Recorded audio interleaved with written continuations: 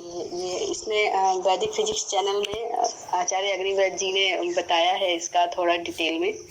तो ये थोड़ा सा स्थिर रहता है, इसलिए जब काल तत्व तो एक्टिव होता है तो इसमें तमोगुण बिल्कुल भी नहीं होता। रज और सत्य ही होते हैं जो निरंतर थोड़ा गति करते रहते हैं।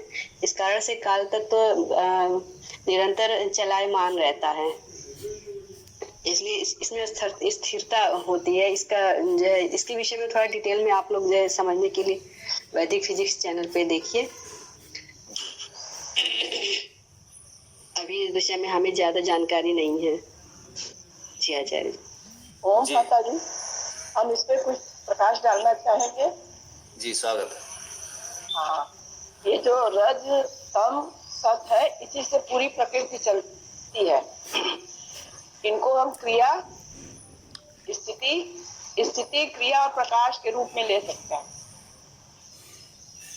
स्थिति वो है जो हमें स्थिर बना देती, जैसे माइक को एक स्थिर जगह में रखिए, बार बार आगे पीछे न करिए, आवाज साफ आएगी। तो जो स्थिति की है, तो स्थिति का मतलब स्थित हो जाना, न हिलना, न डुलना, न कोई क्रिएटिविटी, न कोई भाव, न कोई विचार। स्थित हो जाता, उसको हम कहते हैं तमोगुण। अब इसमें आप निद्रा ले सकते हैं, आलस्य ले सकते हैं, प्रमाद ले सकते हैं, कुछ भी ले सकते हैं। वो कोई क्रिएटिविटी नहीं करता, संसार के लिए शुभ नहीं करता, लेकिन इसमें शुभ भी छिपा है। क्रिया है रजोगुण। क्रिया में जैसा कि फल और फूल वृक्ष बताया गया है, तो ये क्रिया ही तो है। क्रियाशील व्यक्ति बहुत ही रजोगुण से युक्त होता है, बहुत सक्रिय होता है। उसके भीतर ये भावना होती है कि मैं कुछ करूं। वो पूरे ऐश्वर्य के साथ जीता है, उसके अंदर बहुत सारी संभावनाएं होती हैं। इसमें बहुत कुछ आप सोच सकते हैं। क्रिया है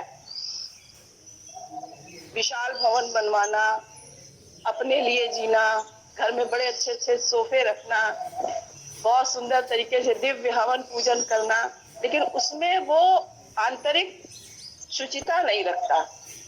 ये है रजोगुण। आंतरिक शुचिता कहने का मतलब कि संपूर्ण रूप से समर्पित नहीं होता, किंतु ये भी आवश्यक है रजोगुण होना। राजा लोग हैं, महाराजा लोग हैं, इनके में रजोगुण की प्रधानता होती है, और रजोगुण संसार के लिए आवश्यक भी है। और हो गया सतोगुण। सतोगुणी व्यक्ति जो है वो संत होता है, जैसे उसके अंदर सत्य का प्रकाश होता है और सतोगुण में प्रकाशित होता है। इसीलिए क्या आ गया कि स्थिति, प्रकाश और क्रिया। एक स्थान पर बैठना स्थिति है, संपूर्ण आप कार्यशील है, रजोगुण है, आपके अंदर प्रकाश है, वो सतोगुण है। लेकिन एक ही चीज होना भी जरूरी नहीं है। अगर आप प्रकाशित ही हैं, लेकिन आपके भीतर रजोगुण की बिल्कुल न्यूनता है और सतोगुण की भी न्यूनता है, तो ना आपको निद्रा आएगी, ना आप अच्छे से खा पी सकते हैं, ना अच्छे से सो सकते हैं, ना। इसलिए प्रकृति में सत, रज, तम, इन तीनों गुणों की सर्वश्रेष्ठ प्रधानता है। इन तीनों गुणों का सम होना एक अच्छे संसार में सर्वश्रेष्ठ व्यक्ति की निशानी है, व्यक्तित्व की निशानी है। रज, तम और सतगुण की प्रधानता हमारे शरीर में है। रात्रि को हम तमोगुणी हो जाते हैं, दिन में हम रजोगुणी हो जाते हैं, और हवन पूजन और जिसे हम लोग संध्या पूजन कर रहे हैं, इसमें हम सतोगुणी हो जाते हैं। हमारा ये मानना है। और ये है कि आप सतीश माता जी बोल रहे हैं क्या? अमित बोल रहा हूँ मैं। अच्छा अमित जी, तो हमारा अपना सोच है और मैंने जीवन में इसको अनुभव किया है जब से योग से जुड़े हैं कि रज, तम, सत एक गृहस्थ के जीवन में आवश्यक है, जिसमें न्यून मात्रा होनी चाहिए तम की, थोड़ी सी अधिक मात्रा होनी चाहिए रजोगुण की, और सतो ये भी होना चाहिए सतगुण, जिससे हम जीवन को अच्छे तरीके से चला सकते। धन्यवाद बहन जी। तो बढ़ता है तो रज और तम दब जाते हैं, जब राज्य बढ़ता है तो तत्व और तमस दब जाते हैं, तो ये भी होता है। और हम नहीं, और तीनों ना हो तो मनुष्य का जीवन निरर्थक है ना भ्राता जी। हमने तो सार्थक बनाना है। हाँ, हमें सार्थक बनाना है, पर अपरा परा जगत को भी लेना है, क्योंकि बिना तम के हम आराम नहीं कर सकते, बिना रजोगुण के हम संसार में जी नहीं सकते ढंग से, और बिना सत्व गुण के हम परमात्मा को पा नहीं सकते, प्रभु को। अब तीनों का सामने मिश्रण तो बहुत जरूरी है, तभी तो सृष्टि उत्पन्न होती है। ये तीनों अगर इनमें असंतुलन हो जाए तो प्रकृति जो है लय प्रलय कर लेती है। संतुलन बहुत आवश्यक। ये तीनों जब मिलते हैं तो तभी वो महातत्व की उत्पत्ति होती है। जी जयप्रकाश जी, तमोगुण के प्रभाव के संबंध में भैया जी जी कुछ भी बोलिए ना। कुछ भी बिंदु बताएंगे तब तो उस पर कुछ भी बोली, इसी बिंदु पे भैया ना। 15 प्रश्न अपने सामने रखे हुए आचार्य जी ने। अच्छा, अमित जी, मैं वो प्रश्न का जवाब देना चाहता हूँ। वायु, एक उन्होंने कहा कि वायु ईश्वर को कैसे संबोधित करता है, तो वा गति गंधनेओ, गति एक धातु है जिसका प्रयोग वायु के अर्थ में किया जाता है, जो चराचर जगत को धारण, जीवन और प्रलय करता है और बलवानों से बलवान है, इसलिए ईश्वर का नाम वायु रखा गया है। अग्नि का ऊपर उठना, जैसे आग अग्नि जलती है तो ऊपर की तरफ उठती है, तो हमें अग्नि कहती है कि हम भी जो है ऊपर की तरफ उठे जीवन में। उससे तो हमें अग्नि जब भी उठती है तो ऊपर ही जलती है, तो जाती है, और जीवन में प्रकाश रहे हमारे। और अग्नि जैसे सभी चीजों को जला के नष्ट कर देती है, उसका धर्म है जलाना। तो जैसे जल का धर्म है शीतलता, इसीलिए अग्नि का धर्म है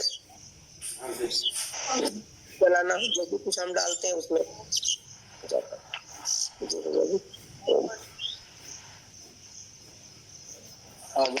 मतलब उसका रूप परिवर्तित हो जाता है। द्रव्य अविनाशी है। अवस्था परिवर्तन करना, पवित्र करना, ये उसका विशेष गुण है। और सूक्ष्म से सूक्ष्म कर देना, ये उसका विशेष गुण है अग्नि का। छेदन, भेदन, विस्तारण, 3 क्षमता होती है। ये और किसी पंचभूत में और किसी के पास इतनी क्षमता नहीं है। ये क्षमता किसी के पास नहीं है, ये केवल अग्नि के पास है। इसलिए अग्नि को भी माध्यम बनाया गया है, जो है सभी चीजों को पवित्र करने के लिए। प्रवीण बहन जी ने बताया छेदन, भेदन। अग्नि को सूर्य को गुरु भी कहा गया है क्या अमित जी? अग्नि को जी दुर्गेश दत्ता जी बोलिए। अग्नि को गुरु आप क्या गुरु भी कहा गया है क्या? दुर्गेश जी, अग्नि को गुरु आप बोल सकते हैं। गुरु की जो परिभाषा है कि आपको सूक्ष्म से सूक्ष्म चीज का ज्ञान प्रदान कर देता है, तो अग्नि भी सब चीजों को सूक्ष्म रूप में बदल देती है। इसलिए जो है अग्नि गुरु के रूप में भी प्रदर्शित हो सकता है। अग्नि देव के रूप में भी है, खास करके पारसी धर्म में एक देवता के रूप में प्रतिष्ठित है। जी थोड़ी आवाज तेज करिएगा नरेंद्र जी। जी, हम ब्रजेश बोल रहे हैं। अग्नि देवता के रूप में प्रतिष्ठित हैं पारसी धर्म में भी। अपने यहाँ भी महत्व है अग्नि का।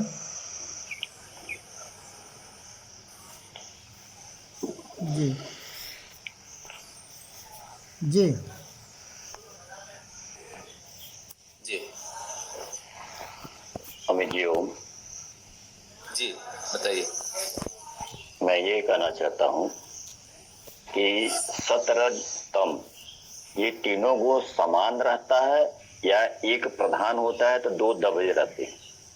मेरा अनुभव तो ये है कि एक जब कोई भी गुण, तीनों गुणों में कोई भी प्रधान रहेगा तो दोनों गुण दबे हुए रहते हैं, तीनों सम नहीं होंगे, ऐसा क्या सच है? एक साथ सम तो नहीं होते हैं। हाँ, यही मेरा कहना है सर। प्रकृति होती है। हाँ, एक प्रधान होगा तो दो दबे रहेंगे। हाँ, लेकिन ये दो सत्य है सर। दो थोड़े थोड़े साथ में आ सकते हैं जब हमारा चरित्र दोहरा होता है। जी। जब हम दोहरे चरित्र में होते हैं हाँ, तो उसमें पे शायद दो एक साथ मिले हुए दिखाई पड़ते हैं, दोनों का प्रभाव बराबर बराबर मतलब आगे पीछे होकर रहता है। तो जैसे वो प्रधान तो एक ही रहेगा।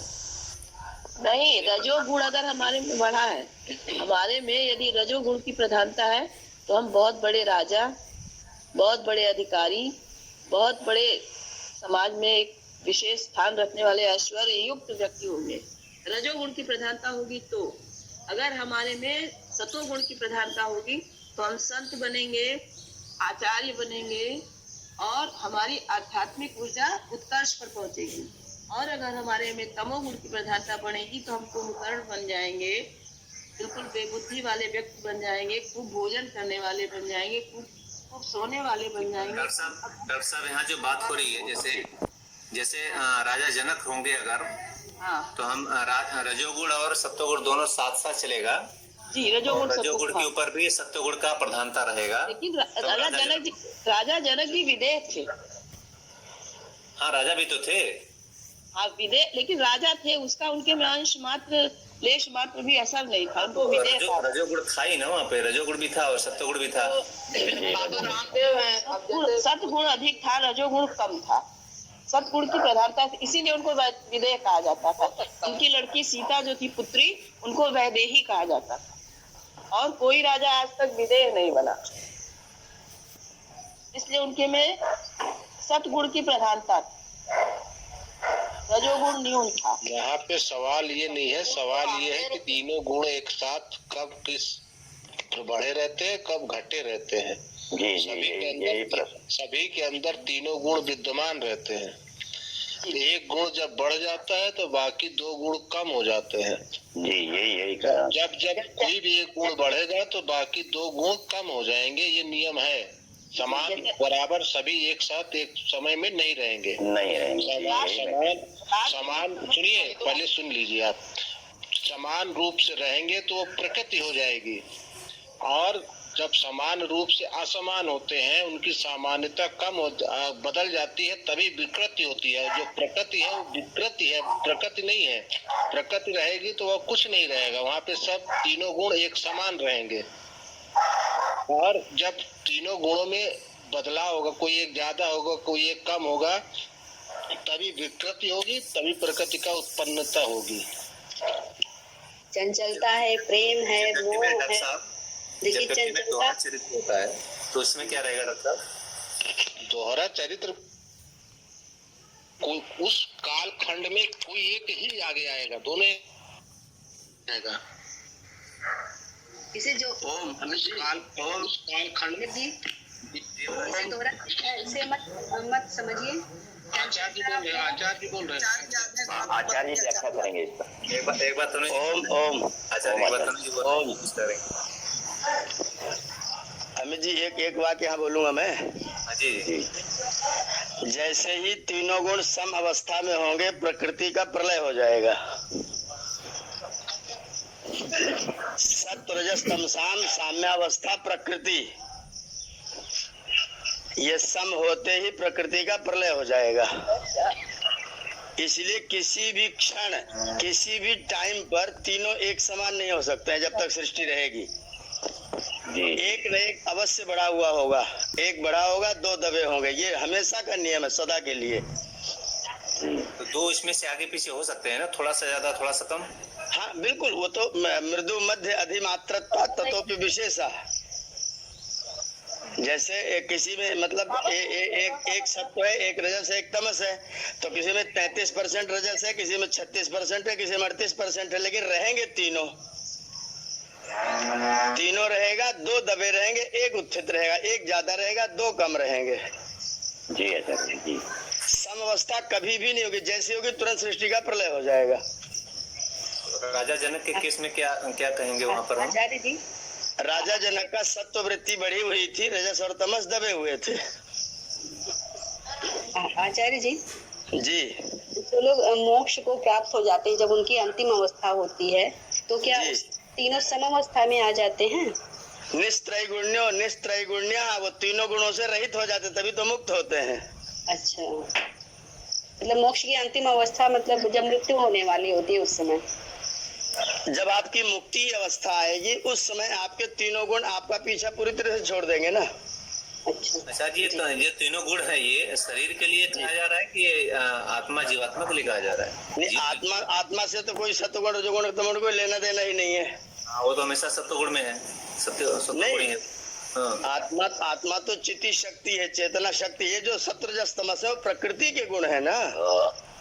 ठीक है, शरीर की बात हो रही है फिर वहाँ। हाँ नहीं, चित्त की अंतः शरीर, स्थूल शरीर, सूक्ष्म दोनों शरीरों में रहेंगे ये। आत्मा से इनका कुछ भी लेना देना नहीं है। आचार्य जी, मेरा प्रश्न ये नहीं था, ये कहने का मतलब था कि जैसे अंतिम अवस्था जब मोक्ष व्यक्ति को प्राप्त होने वाला होता है, उस समय जब आत्मा शरीर से अलग होने वाली होती है, तो क्या मतलब ये तीनों सम में हो जाते हैं तब शरीर छूटता है? ये क्या है, मतलब आत्मा छूटती है? वो तीनों प्रकृति के गुण हैं। जीवात्मा ने अपने से सूक्ष्म शरीर को, चित्त को, बुद्धि को, मन को अपने से अलग कर लिया साधना के द्वारा जी। तो उसके पास तो कुछ रहेगा ही नहीं। वो तो दोनों बुद्धि चित्त में रहेंगे, चित्त जैसा रहेगा रहता रहे, वो तो उसको छोड़ ही दे रहा है ना। जी। और आचार्य जी, हर व्यक्ति में सारे गुण विद्यमान रहते हैं समय विशेष पर। जैसे रात में एक अणु में भी विद्यमान रहते हैं, व्यक्ति में ही नहीं जी। जैसे हम रात्रि को सोते हैं तो तमोगुण प्रधान हो जाते हैं। वो तो खत्म करिए। रात को सोते हैं तो तमोगुण प्रधान हो जाते हैं। ये तो जब आप सुसुप्ति की अवस्था में होते तमोगुण रहेगा ही नहीं जी। इसीलिए जब आप स्वप्नावस्था में होते हैं उस समय आपके अंदर रजोगुण आया हुआ रहता है। आप जब सो के उठते हैं तो कहते हैं बड़ा आनंद आया सोने में। अच्छा, तो वो आनंद वाला भाव तमोगुण में कैसे हो सकता है? जैसे आचार्य जी, जब वो शिव संकल्प लेकर के हम रात्रि में 6 मंत्रों के साथ जब जाते हैं निद्रा में जी, तो सुसुप्ति में भी सत्वगुण रहता है। उसमें हम तमोगुणी हैं हमेशा, वो कैसे कर सकते हैं? नहीं कह सकते। अगर आप शिव संकल्प के साथ सोने जाते और उठ करके कहते हैं बहुत आनंद में था, तो तमोगुण में कैसे थे फिर? शायद इसीलिए पढ़ते भी हैं विश्राम के समय जाते। हाँ, इसी भावना के साथ उनका पाठ भी किया जाता है कि हम सत्व की वृत्ति में रह सके, नींद भी हमारी सत्व वृत्ति में रहे। कुछ लोगों को बड़ी चीजें नींद में भी मिल जाती हैं, जो प्रैक्टिकल देखने में बिल्कुल वैसी रहती हैं। हमारे हर व्यक्ति का अनुभव है। जैसे आप दिन में दोपहर में कभी सो जाइए तो नींद खुलती नहीं, आंखें खुलती ही नहीं, नींद दबाए रखती है। उस स्थिति का नाम तमोगुण है। जब आप रात में सो करके जगते हैं और कहते हैं बहुत आनंद आया, वो आपकी सत्व की स्थिति है, वो तम की स्थिति नहीं है। आनंद कभी तम में हो ही नहीं सकता, आनंद हमेशा सत्व में रहेगा।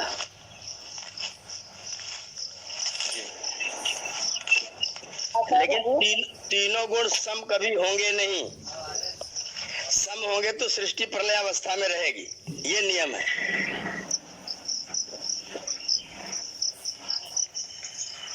एक बढ़ेगा दो घटेगा, ये इनका नियम है। आचार्य जी तम वृत्ति में हमारा सत्व हमेशा बढ़े, उसके लिए पुरुषार्थ हमेशा करना है। दिनचर्या और खान पान, विचार, सत्संग उसी के हिसाब से होना चाहिए, जिससे कि वो बढ़ा रहे, बाकी दोनों घटे। आचार्य जी तम वृत्ति में, अमित जी आचार्य जी तम वृत्ति में लक्ष्य दो है। ये दो लक्ष्य हैं, तो दोनों लक्ष्यों में एक तो मोक्ष है, एक तो स्वर्ग है। अगर आपको मोक्ष चाहिए तो प्रयत्न करिए कि तीनों ही न रहे, मैं अपने आप में रहूं। और अगर स्वर्ग चाहिए तो प्रयत्न करिए कि मैं सत्व में रहूं। तो आपको अगर मुक्ति चाहिए तो तीनों से ही अलग होने की चेष्टा करनी है, मतलब अप्रभावित, किसी भी स्थिति से अप्रभावित। तो इस जीवन में रहते हुए पूर्ण रूप से सत्व में रहना असंभव के प्रकार का है। हो ही नहीं, ये तो संभव ही नहीं है, ये संभव ही नहीं है, हो ही नहीं सकता है। 24 घंटे हम सत्य में नहीं रह सकते हैं। ना, कभी ऐसा नहीं रहेगा। केवल एक रहेगा ही नहीं, एक बढ़ा रहेगा, दोनों साथ में रहेंगे। सर जी जी जी। ये जो राजा जनक के लिए वैदेही शब्द आया, इसका क्या आशय है, थोड़ा सा आप स्पष्ट कर दिए। नहीं, विदेह है, विदेह। जी, विदेह। और विदेह की लड़की है वैदेही, जी है ना। तो विदेह का मतलब शरीर में रहते हुए भी देह भाव में न रहना, आत्म भाव में रहना। शरीर में ही है, लेकिन शरीर में रहते हुए आत्म भाव में रहना विदेह होना है। तो राजा जनक को स्थिति प्राप्त हो गई थी योग वाली, जिससे वो विदेह भाव में रहते थे। इसका लाभ क्या है? हैं? हम सभी अगर विधेय हो जाएं जी, तो क्या लाभ मिलेगा हमें? क्या उसका लाभ, उसको कहते हैं जीवन मुक्ता है। जीवन मुक्त का मतलब जीते जीवन में है लेकिन फिर भी मुक्त है। विदेह होने का मतलब है जीवन मुक्त होना। तो सुख और दुख से बहुत ऊपर चले जाएंगे लोग ऐसा। पंडित जी आनंद में रहते हैं, हमेशा आनंद में रहते हैं। आनंद उसमें नीचे नहीं ला पाएंगे उनको। आनंद में रहने का मतलब सत्व वृत्ति में रहना। आचार्य जी, स्वर्ग क्या है? सत्य गुण से स्वर्ग की प्राप्ति कैसे? स्वर्ग का मतलब होता है सुख जी। तो जब आप सत्व वृत्ति में रहेंगे, सबके साथ बढ़िया मधुर व्यवहार करेंगे, किसी से कोई लेना देना नहीं रहेगा आपका, कोई आप प्रभावित रहेंगे किसी के कथन इत्यादि से, तो आप सुख में रहेंगे। अच्छा जी, मेरी परिभाषा में तो सुख शांति समृद्धि तीनों है स्वर्ग में। हाँ हाँ, बिल्कुल बिल्कुल, आपकी ठीक है, परिभाषा ठीक है। अगर समृद्धि नहीं होगी तो हम सुखी कहाँ होंगे, और शांति नहीं होगी तो कुछ सुखी स्वर्ग में कहाँ होंगे। हमने तीनों को जोड़ा है इसमें।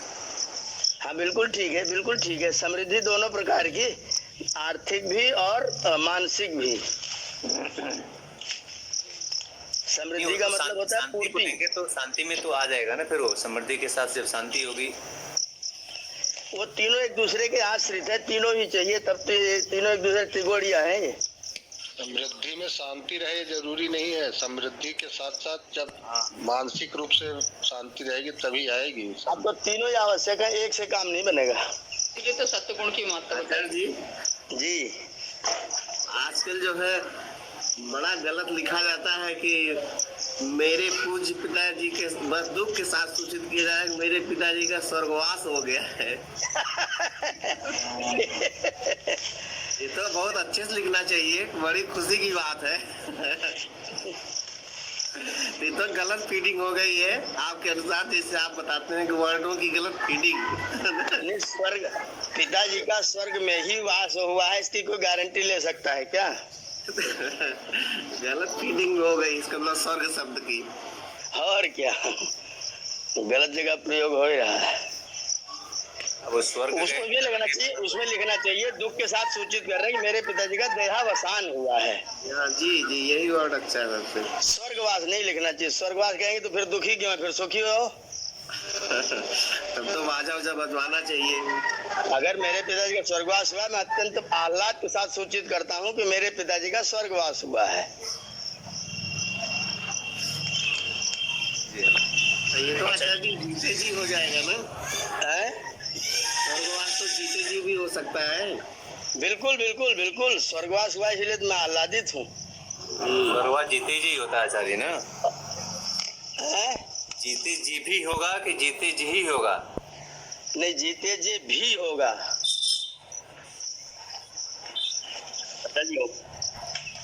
मृत्यु के बाद भी स्वर्ग में वास हो सकता है, यहाँ जाकर के दोबारा बढ़िया स्वर्ग मिल सकता है। तो वो स्वर्ग क्या मुक्ति होगी?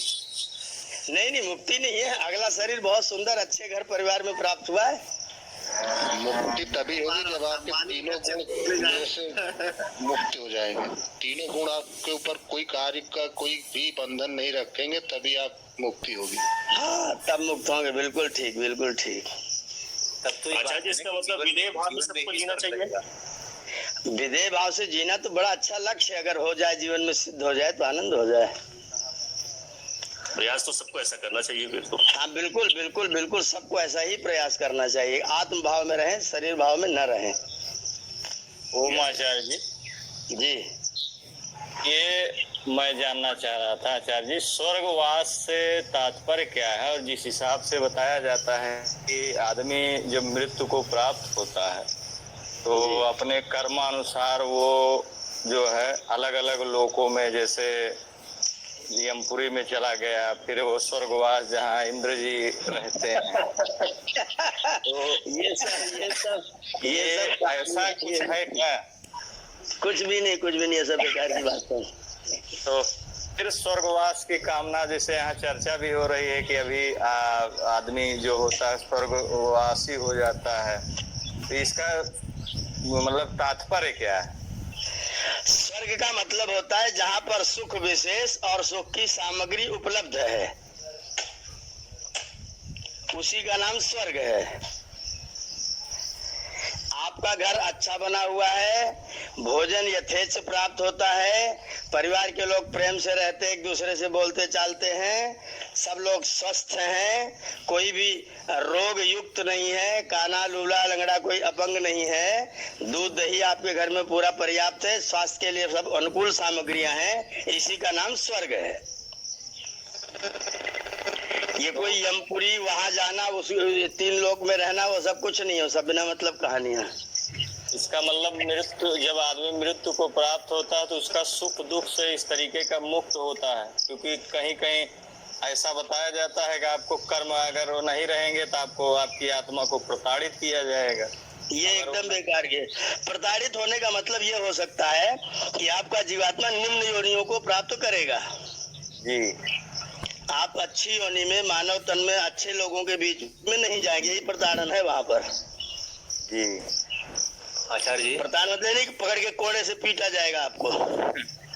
आचार्य जी, जितने भी शब्द हमारी संस्कृति में आए हैं, यम से लेकर प्रेत से लेकर स्वर्ग से लेकर के सुख तक, सभी की एक परिभाषा है, उसकी एक सीमा है। हाँ जी बिल्कुल बिल्कुल बिल्कुल। यम है तो यम है, हिमालय भी होता है, यम को लोग जानते हैं। यमपुरी में तो पैदा आचार्य होने जी, का एक प्रश्न और मन में आ रहा है। सुनिए, यमपुरी में पैदा होने का मतलब है सीरिया में पैदा हो जाओ, यमपुरी में पहुंच गए। आचार्य जी जी जैसे एक प्रश्न और है मेरा, जब आदमी मृत्यु को प्राप्त होता है तो उसकी आत्मा फिर जाती कहाँ, कैसे निर्धारण होता है कि वो किस योनि में जाएगा, कि ये कैसी व्यवस्था है? ये व्यवस्था आपके कर्मानुसार ईश्वर की है। ईश्वर आपको आपके कर्मानुसार अनेक योनियों में जैसा जैसा कर्म होता है वैसे वैसे ईश्वर आपको भेजते हैं। तो मृत्यु के प्राप्त के बाद इसका मतलब ये हुआ कि हम ईश्वर के शरणागत होते हैं? एकदम बिल्कुल 100% जी, 100% आप ईश्वर के शरणागत होते हैं। शरणागत तो यहाँ भी है, आप भले कहते रहे कि हम नहीं है शरणागत, लेकिन ईश्वर की ही शरण में रहना होता है। कि आप इतने दिन तक ये बैतरणी नदी पार करेंगे, फिर उसके बाद जो है ये इतने दिन आपकी काल यात्रा चलेगी, फिर आप जो है वहां जाएंगे, फिर उसके बाद आपको जन्म होगा। लेकिन आचार्य जी एक बार प्रश्न और उठता है जी, कि जैसे पुनर्जन्म जो होता है, किसी किसी को याद रहता है कि पिछले जन्म में हम ये थे, अभी कुछ प्रयोग से सिद्ध भी हुआ है। इस पे चर्चाएं भी बहुत हुई हैं, वैज्ञानिक भी, कई वैज्ञानिकों की थ्योरी भी इस पे आई हुई है। अभी एक जीता जागता उदाहरण आपके हम लोगों के सामने आया, भूटान के नरेश का जो लड़का था, नालंदा विश्वविद्यालय में जब 4 साल का था तो पहुंचा, कहा हम 800 साल पहले यहाँ पढ़ते थे। तो ऐसी भी कुछ वहाँ व्यवस्था रहती है क्या, कि मतलब ये मेमोरी भी याद रखना, क्योंकि ये बताया जाता है कि जब शरीर छूट गया, सब कुछ छूट गया, तो फिर ये कैसे? नहीं, शरीर आपका केवल स्थूल छूटता है, आपका सूक्ष्म शरीर आपके साथ हमेशा रहता है। अच्छा, मतलब आत्मा को हमेशा एक ज्ञान रहता है कि मैं पूर्व जन्म में ये था। बिल्कुल बिल्कुल। तो तो दूसरे जन्म में मतलब कैसे फिर भूल जाते हैं? जैसे कुछ लोगों के साथ एक घटना घटित होती है, कुछ लोग जो है भूल जाते हैं। तो भूल जाते हैं राघवेंद्र जी। 1 जनवरी को आपने क्या खाया आपको याद है क्या? 1 जनवरी है राघवेंद्र जी। जी जी। आत्मा के साथ चित्त और मन ये सब जुड़ा रहता है। चित्त जो है वो जुड़ा रहता है जी। जब तक आप जन्म लेते रहेंगे तब तक आपके साथ चित्त जुड़ा रहेगा। जी जी। उस चित्त में ऐसी व्यवस्था है कि जनरली पुरानी चीजें भूल जाता है जब नया जन्म आता है। कुछ नया जन्म आने के बाद कुछ समय तक ऐसा कहा जाता है कि छोटे में उसको कुछ समय तक याद रहता है, उसके बाद वो भूल जाता है। आगे आगे जैसे जैसे वातावरण में कुछ लोगों को ये मेमोरी मिल जाती है, रहती है, और वो पुराने जन्म के बारे में कुछ जानकारी दे देते हैं, कुछ बता देते हैं। जब वो पुरानी जगह में फिर से पहुंचते हैं तो उनको ऐसा लगता है कि हम कभी यहाँ आए हैं, और अगर उसमें आत्मिक गुण मतलब ये सत्य गुण का प्रभाव थोड़ा बढ़ जाता है तो वो दिखाई पड़ने लगता है कि हाँ हम यहाँ रहे हैं, इस तरह रहे हैं, इस तरह रहे। तो ये रेयर में होती है, हर समय नहीं उपलब्ध होती है। ये तो होता है जन्म जन्मांतर में कि जैसे जैसे कर्म करेंगे वैसे वैसे कर्म फल के आधार पे आपको जन्म मिलते रहेगा, उसी अनुसार से कर्म भोगते रहेंगे। रही बात मोक्ष की, तो जब आप मोक्ष में जाते हैं